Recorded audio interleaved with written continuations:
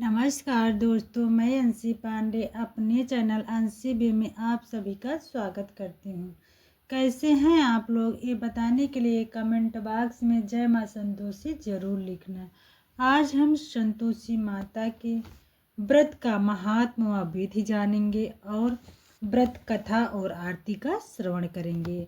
आप बने रहिए मेरे चैनल अंशी बे में। यदि वीडियो पसंद आता है तो चैनल को लाइक और सब्सक्राइब पक्का कर लेना, साथ में बेल आइकन प्रेस कर लेना। जब भी मैं नई वीडियो अपलोड करूं उसका नोटिफिकेशन सबसे पहले आपके पास जाए।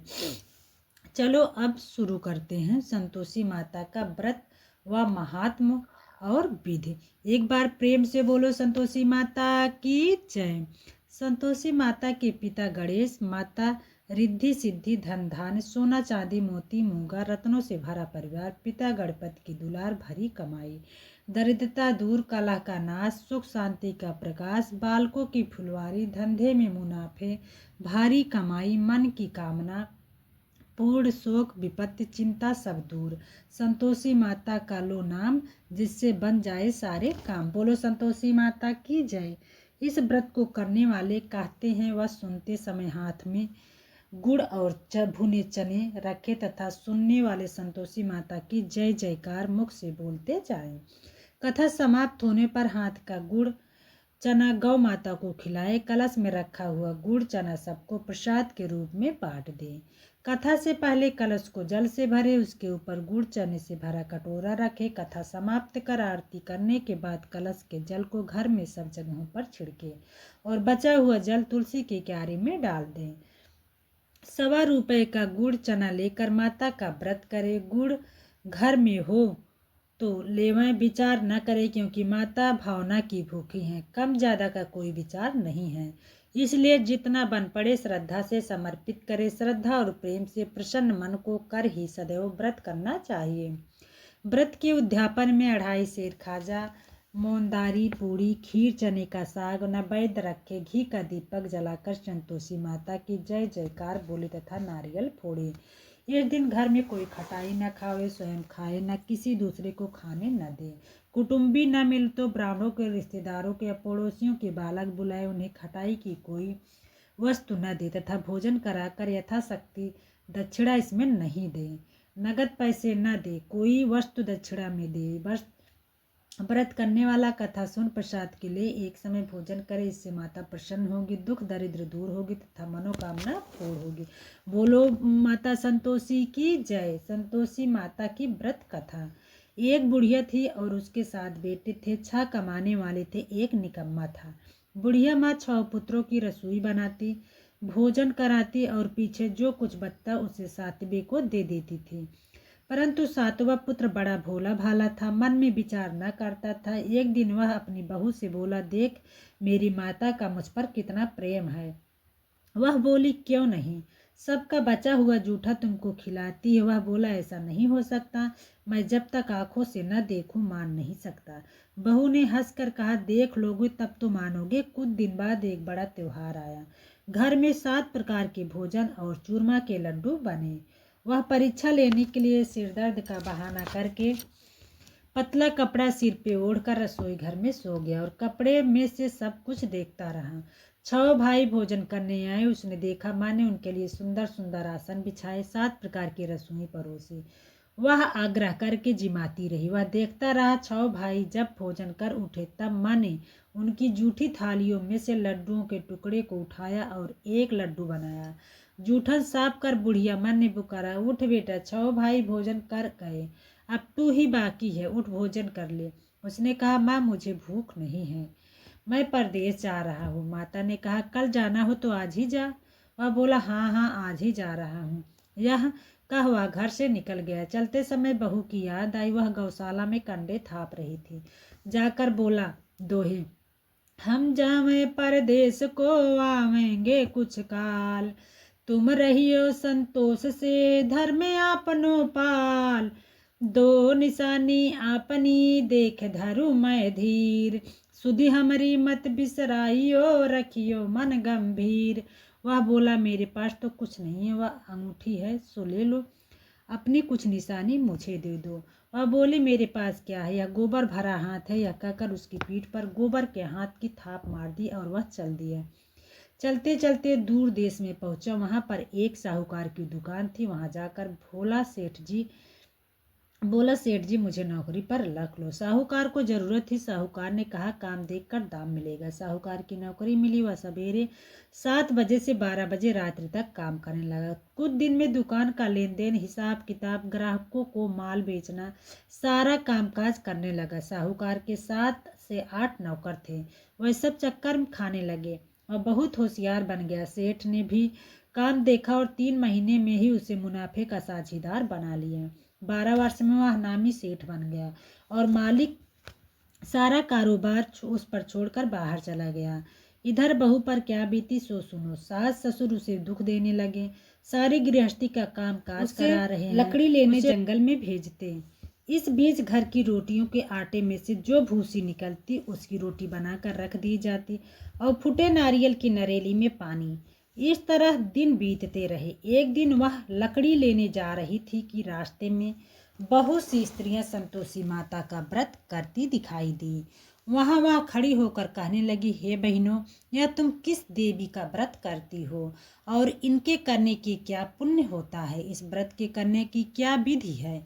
यदि तुम अपने इस व्रत का विधान मुझे समझा कर कहोगी तो मैं तुम्हारा बड़ा उपकार मानूंगी। तब उनमें से एक बोली, सुनो, यह संतोषी माता का व्रत है।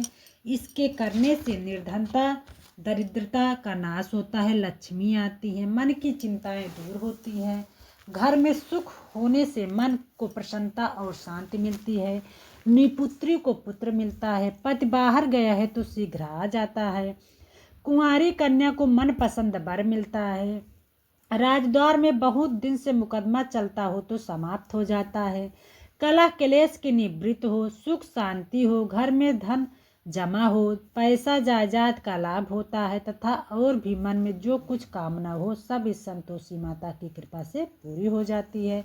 इसमें संदेह नहीं है। वह पूछने लगी, यह व्रत कैसे किया जाए, यह भी बताओ तो बड़ी कृपा होगी। स्त्री कहने लगी, 1.25 रुपये का गुड़ चना लेकर, इच्छा हो तो 5.25 रुपये का लेना या 10.25 रुपये का, सहूलियत के अनुसार लेना, बिना परेशानी, श्रद्धा और प्रेम से जितना भी बन सके सवाया लेना।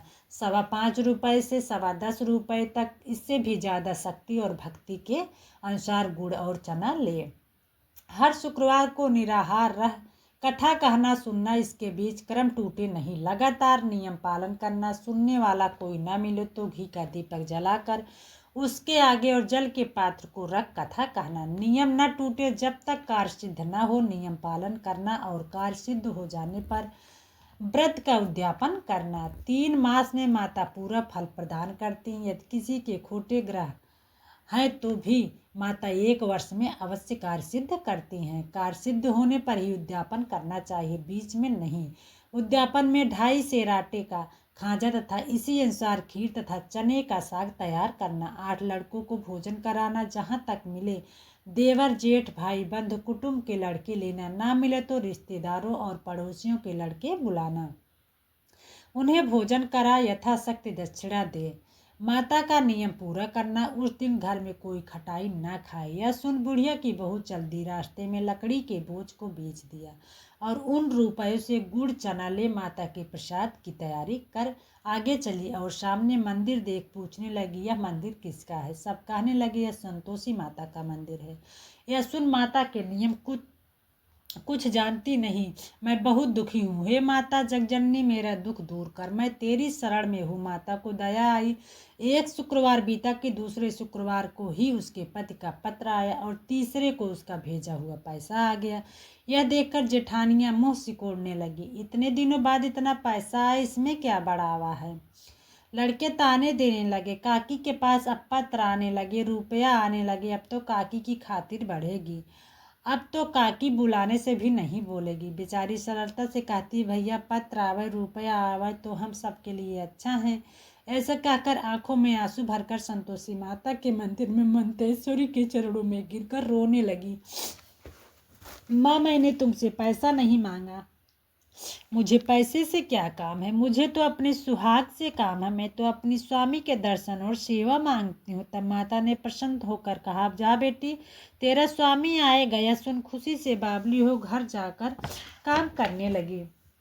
अब संतोषी माँ विचार करने लगी, इस भोली पुत्री से मैंने कह तो दिया कि तेरा पति आएगा, पर आएगा कहाँ से? वह तो इसे स्वप्न में भी याद नहीं करता। उसे याद दिलाने मुझे जाना पड़ेगा। इस तरह माता उस बुढ़िया के बेटे के पास जाकर स्वप्न में प्रकट हो कहने लगी, साहूकार के बेटे सोता है या जागता? वह कहता है, माता सोता भी नहीं हूँ, जागता भी नहीं हूँ, बीच में हूँ, कहिए क्या आज्ञा है। माँ कहने लगी, तेरा घर बार है या नहीं? माँ बोली, पुत्र तेरी घरवाली बहुत कष्ट उठा रही है। वह बोला, हाँ माता, यह तो मुझे मालूम है, परंतु जाऊं कैसे? परदेश की बात है, लेन देन का कोई हिसाब नहीं है, कोई जाने का रास्ता नजर नहीं आता, कैसे चला जाऊं? माँ कहने लगी, मेरी बात मान, सवेरे नहा धोकर संतोषी माता का नाम ले, घी का दीपक जला दंडवत कर दुकान पर जा बैठना है। देखते देखते तेरा सारा लेन देन चुक जाएगा, जमा किया माल बिक जाएगा, साझ होते होते धन का ढेर लग जाएगा। अब तो वह सवेरे बहुत ही जल्दी उठ मित्र बंधुओं से अपने सपने की बात कहता। वह सब उसकी बात अनसुनी कर हंसी उड़ाने लगते।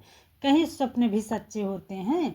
एक बूढ़ा बोला, देख भाई, मेरी बात मान, इस तरह साच या झूठ कहने के बदले देवता ने जैसा कहा है वैसा करने में तेरा क्या जाता है?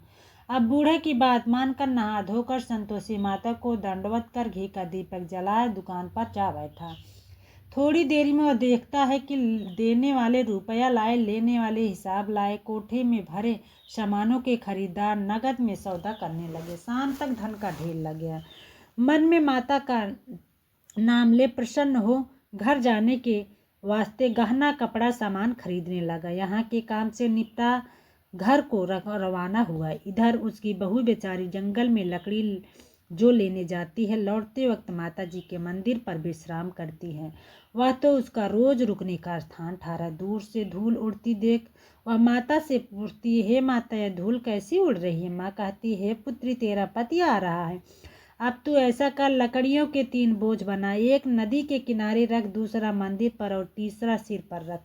तेरे पति को लकड़ी का गट्ठा देख कर मोह पैदा होगा, वह वहां रुकेगा।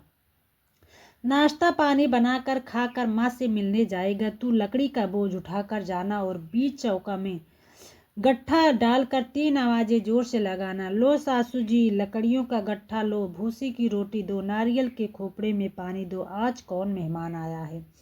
माँ की बात सुनकर वह बोली, बहुत अच्छा माता जी, कहकर प्रसन्न मन को लकड़ियों के 3 गट्ठे ले आई। एक नदी के तट पर, एक माता के मंदिर पर रखा। इतने में ही वह मुसाफिर आ पहुंचा। सूखी लकड़ी देख उसकी इच्छा हुई कि अब यहाँ निवास करे और भोजन बना खा पीकर गांव को चले। इस प्रकार भोजन बना विश्राम ले गांव को गया। उसी समय बहू सिर पर लकड़ी का गट्ठा लिए आती है। उसे आंगन में डाल जोर से 3 आवाजें देती है, लो सासू जी, लकड़ी का गट्ठा लो, भूसी की रोटी दो, नारियल के खोपड़ी में पानी दो, आज कौन मेहमान आया है? यह सुनकर उसकी सास अपने दिए हुए कष्टों को भुलाने हेतु कहती है, बहू, ऐसा क्यों कहती हो? तेरा पति ही तो आया है, आ बैठ, मीठा भात खाकर कपड़े गहने पहन। इतने में आवाज सुनकर स्वामी बाहर आता और अंगूठी देख व्याकुल हो जाता है। माँ से पूछता है, कौन है? माँ कहती है, बेटा, यह तेरी बहू है। आज 12 वर्ष हो गए जब से तू गया है, तब से सारे गांव में जानवर की तरह भटकती फिरती है, काम काज घर का कुछ करती नहीं, 4 समय आकर खा जाती है। अब तुझे देखकर भूसी की रोटी और नारियल के खोपड़े में पानी मांग रही है। वह लज्जित हो बोला, ठीक है माँ, मैंने इसे भी देखा और तुम्हें भी। अब मुझे दूसरे घर की चाबी दो, मैं उसमें रहूंगा। ठीक है बेटा, जैसी तेरी मर्जी। यह कहकर माँ ने चाबी का गुच्छा पटक दिया। उसने ताले का गुच्छा लेकर दूसरे कमरे को खोलकर सारा सामान जमाया। एक दिन में ही वह राजा के महल जैसा ठाट बाट बन गया। अब क्या था, वह सुख भोगने लगी। तत्पश्चात अगला शुक्रवार आया। उसने अपने पति से कहा, मुझे माता का उद्यापन करना है। उसका पति बोला, बहुत अच्छा, खुशी से कर लो। तुरंत ही वह उद्यापन की तैयारी करने लगी। सेठ के जेठ के लड़के को भोजन के लिए कहने गई। उसने मंजूर किया, परंतु पीछे जेठानी अपने बच्चों को सिखलाती है, देखो रे, भोजन के समय सब लोग खटाई मांगना, जिससे इसका उद्यापन पूरा न हो। लड़के जीवने गए, खीर पेट भर भर के खाई, परंतु बात याद आते ही कहने लगी, हमें कुछ खटाई खाने को दो, खीर खाना हमें भाता नहीं, देखकर अरुच होता है। लड़के उठ खड़े हुए, बोले, पैसे लाओ। भोली बहू कुछ जानती नहीं थी, सो उन्हें पैसे दे दिए। लड़के उसी समय उस पैसे से इमली खा लेते हैं। यह देखकर बहू पर माताजी ने कोप किया। राजा के दूत उसके पद को पकड़ ले गए। जेठ जेठानी मनमाने खोटे वचन कहने लगे। लूट लूट कर धन इकट्ठा कर लिया था, सो राजा के दूत उसे पकड़ कर ले गए। अब सब मालूम हो जाएगा जब जेल की रोटी खाएगा। बहू से यह वचन सहन नहीं हुए। रोती रोती माता के मंदिर में गई और कहने लगी, माता तुमने यह क्या किया?